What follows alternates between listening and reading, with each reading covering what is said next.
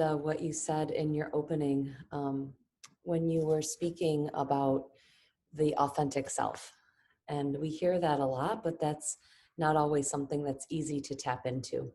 So let's start with actually a very brief meditation, and then I'll talk a little bit about what mindfulness meditation is, and give you time for questions. And like it was said also in the opening, if you do have questions, you're more than welcome to type them into the chat and we can talk about that. So if you would just bring yourself to a comfortable seated position and see if you can relax your shoulders a little bit.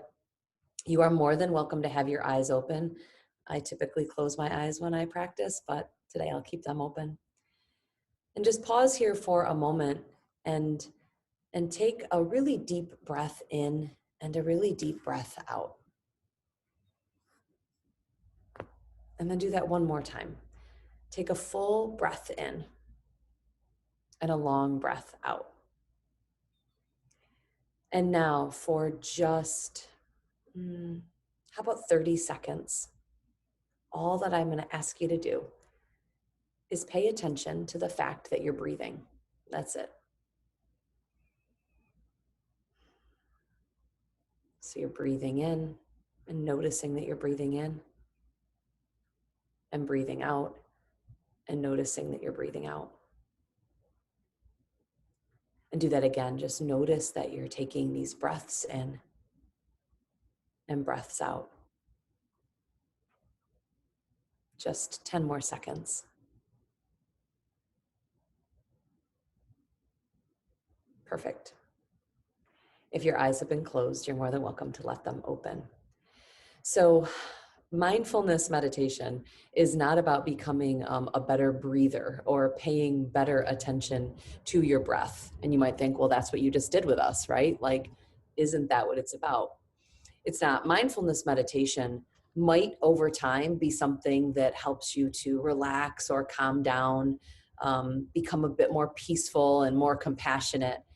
But what the practice of mindfulness is really about, and why I'm so happy to speak to all of you about this today, it's really about noticing how you feel so that you can manage that. So we all have moments in our lives where, especially with everything that's been going on, this up and down, and really paying attention to what that feels like. So when I asked you for just those few moments to come into this comfortable seated position, to notice that you were breathing, it was a way of coming into the moment. And why is it important to be in the moment? Well, I don't know about you, but I know for me that I can spend a lot of time up in my brain, replaying situations, worrying, being afraid of things. So I'm actually going to ask you, if you don't mind, to take a moment to type into the chat, if you're willing to do so. When you are thinking, what are your thoughts mainly about? Are they worries? Are they fears? Do you daydream? And anyone who's on, join into this. When you are in your mind thinking, are they thoughts that stress you out typically, or are they really joyful, pleasant thoughts? Let's just get a little idea of where your mind typically takes you. For me, my mind plans a lot. I am constantly making plans in my head. All right, so Callum, if I said that right, I hope I did. I think about what my day is going to look like. Yeah. Thanks, Aiden. Thanks for sharing that. And Zach. Okay, they're all coming in now. So let me take a moment. And oh yeah, so this is amazing. A zillion distractions, Rhonda. I also have a zillion distractions. See, Zach, right, is stressing about school, asking questions, fears of not being accepted. Man, I am so grateful that you are taking this time to type this into the chat. Thank you. Yeah, Angela, thinking ahead to the future, which is both exciting and scary. Planning, playful ideas, varied, yeah. Jumps from subject to some subject, yeah. Think about the future, fear. Think about the day. Look at all of this planning and worrying. Oh, I'm so grateful that you are participating with me. Thank you so much. And Susan, when you said it's scary not knowing people's reactions, yeah. So, oh, wow, this is wonderful. All right, let me talk about this a little bit. Um, so, what I often talk to everyone about, not just teens and tweens, but I'm talking to you today, so I'll talk to you about this, is how our mind can make things oftentimes far worse than they really are. That we can, just like you said, worried about school, worried about what people think of us, exciting and fearful about the future, all of that. Now, thinking is necessary, obviously, but this is what I've learned throughout my practice. And this is why I had you pay attention to the fact that you were breathing. When you're practicing giving your attention to something other than your thoughts, like the breath that was happening, you are giving yourself a moment to not be so worried. And that is less stressful. So, can you do something other than pay attention to breath? Yes. Let's do this. Let's take just a moment. Come into that comfortable seated position again. Eyes can be closed or open. And for this time, we'll do about 45 seconds. I want you to just listen to all of the sounds that you hear around you. And there might not be a lot going on, but I know you can hear the sound of my voice. And then what other sounds do you hear around you? So instead of listening and noticing breath, listen for sound.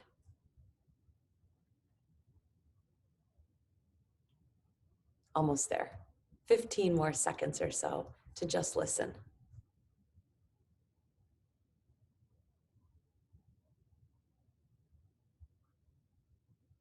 Okay. Why listening? Why paying attention to breath? Why taking a break from giving our attention to our thoughts to listening? Because what we're doing is giving our nervous system, we're giving our body, our heart, our mind a chance to not be swirling in all of those thoughts that typically really stress us out. Again, there are thoughts that are wonderful, that are joyful. But most of the time, our stress and worry and anxiety comes from giving attention to thoughts. And a lot of times, what we think about never actually happens. So I like to practice with this listening to breath or listening to sounds every once in a while throughout my day. It's a way to train my brain to do something other than constantly think. All right, so let's pause for a moment. Is that all that mindfulness is about? No. When I pause and take my attention off of all of my thoughts, I can also pay attention to how I feel. Now, many times we don't even notice that. We're so caught up in things that we're doing that we haven't taken the time to ask ourselves, like, hey, how do you feel right now? What do you need? That's a really important thing. So I'm going to ask you to go back to the chat if that's okay. I want you to take a moment, ask yourself, how do you feel right now? And then I want you to type into the chat how you feel, whatever that is. I don't need you to feel any certain way at all, but just take a moment to type into the chat how you feel. Nervous, excited, happy, bored. What else? Calm. Yeah. Tired, calm. Stressed, calm and a little sad. Comfortable and engaged, bored, calm, satisfied, uncomfortable. Baseline, manic, relaxed, nervous. Yeah. See, it's important to pause and check in with how we're feeling. Why? Well, if we never check in with ourselves to see how we're feeling, we don't know what we need. So we don't know if we need to ask someone for something, or we don't really check in and know how to take care of ourselves. And so this ability to pause, ask ourselves how we feel, and then, hey, what do I need right now? That's another way to use this mindfulness practice. So I just talked about the practice of paying attention to breath or sound. That's a way to help get out of our heads and all that constant swirling of thought that's happening. It lessens our worry. And then this next way of pausing and just saying, hey, how do I feel? What do I need? So I want to pause right there and just see if there are any questions for me before I continue. And thank you again for entering so much into the chat. So if you have a question, anything you're wondering, I'll give it a few moments, type that in, and then I'll move forward with our last activity together.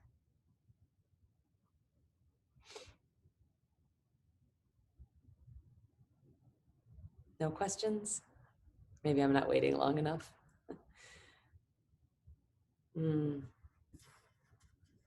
That's hard. I feel like my whole world is falling apart. Is it Eduardo? Did I say that correct?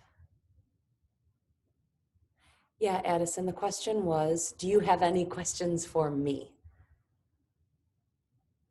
So I don't know if it's Eduardo, if I'm saying that correctly, but thank you for sharing that. That's a hard feeling to have. And I really think it's incredible that you took that time to tell me that and to share that. And this practice sometimes does help. It does help us to get a little bit calmer, to maybe find a little bit of peace sometimes. So maybe the next activity will support you in that. But if not, it's so important to share how you're feeling, especially with someone who can help you. Oh, Addison, how do I start to practice meditation? How long should I try to meditate for? Aiden asked. Okay. All right, let me get to this. All right, so let's go with how do I start to practice meditation? Thanks, Addison. So just like I did with you, this pausing, maybe setting a timer on your phone or somewhere where you can, ask Alexa or something, whatever you have to set a timer with, or a watch works too. And just taking maybe 1 minute to pause and pay attention to your breathing, or to pause and pay attention to sounds around you. That might sound like a really silly way to start, but that is actually the practice. And begin that way. There are also really wonderful apps out there, and many that you don't have to even pay for. 10% Happier has some free things. The Calm app is wonderful, and it's guided meditation. But Edison, you can also just start by paying attention to breath or paying attention to the sounds around you.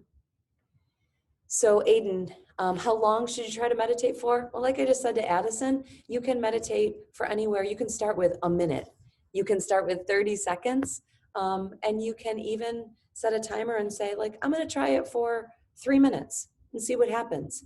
Your mind will wander off. My mind wanders off.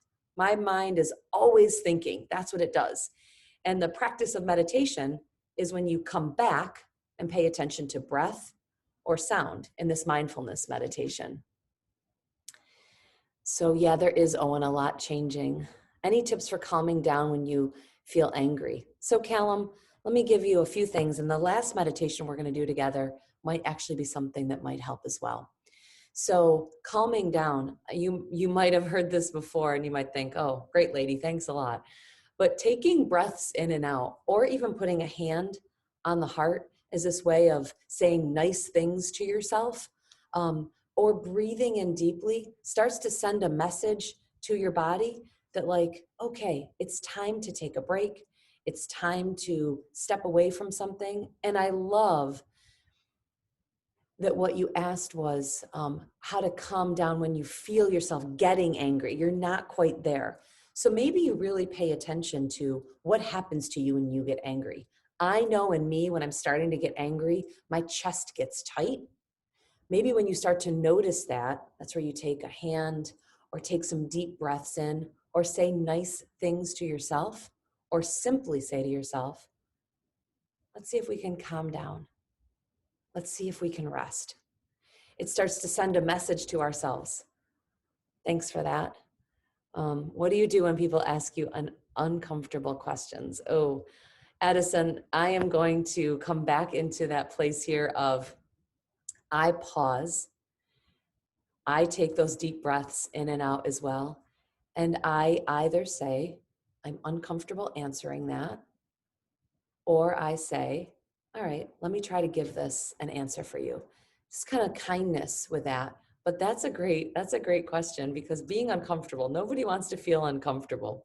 The practice of mindfulness sometimes helps us feel a little bit more comfortable being uncomfortable.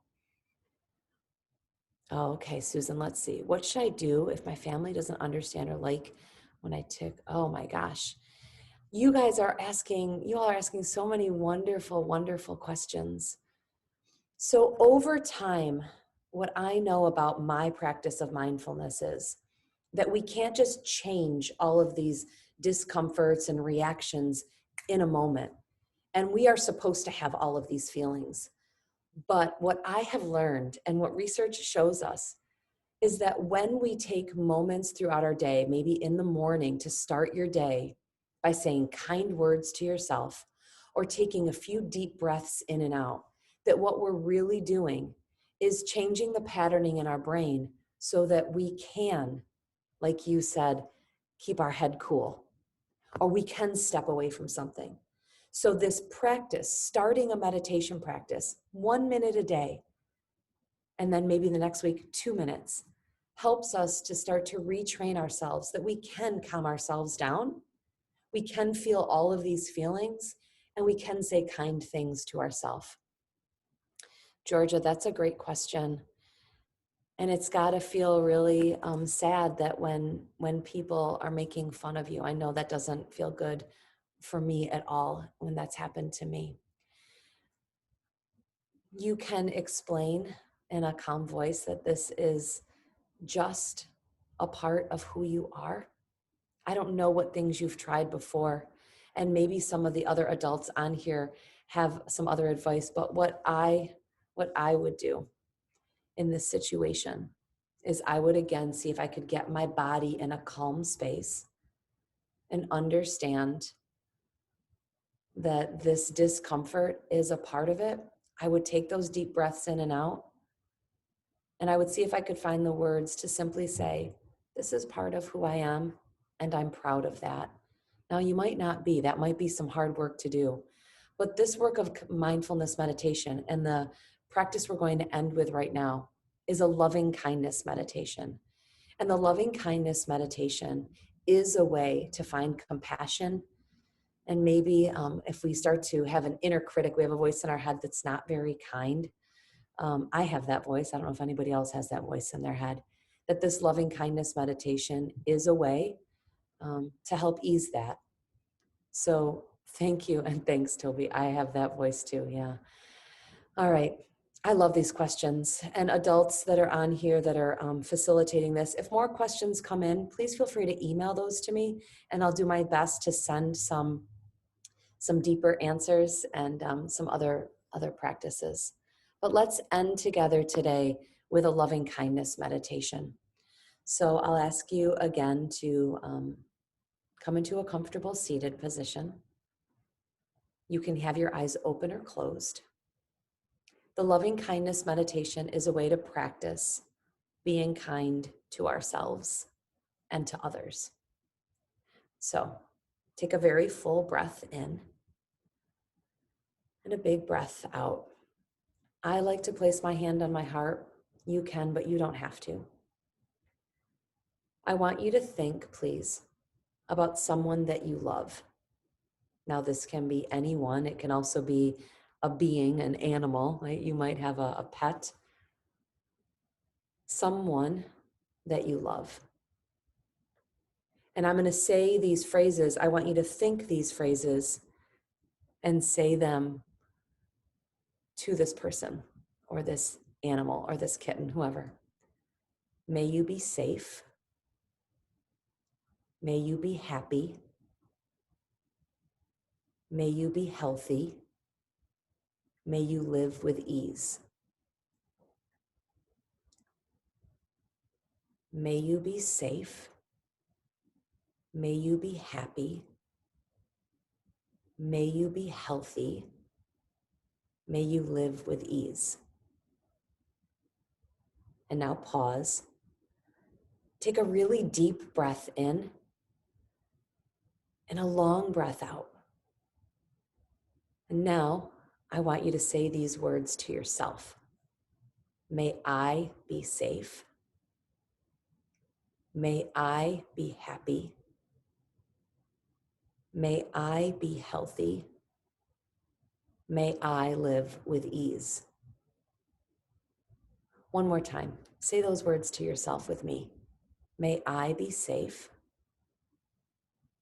May I be happy. May I be healthy. May I live with ease.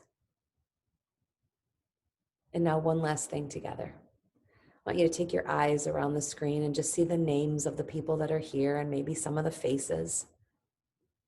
And we'll say this together, sending this to each other. As a group, may we be safe. May we be happy. May we be healthy. May we live with ease. And then pause. I would love to know if you could type into the chat if you noticed anything when you were doing that. Did that feel a certain way? Did you like it? Did you not like it? Anything is fine, but maybe just share with me before I go. Any final comments? Anything you noticed?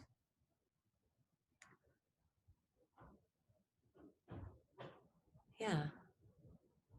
It's called the loving kindness meditation. I have had such a wonderful time with you. There's about 3 minutes left. I don't know if one of the other facilitators wanted to come on to say anything, to ask me anything, but what a joy. Thank you all so much. And I have just another minute or so. So anyone have anything left to say? I'm so grateful for your participation. So I'll pause for a moment and see if anyone, facilitators with me, has anything they want to add in.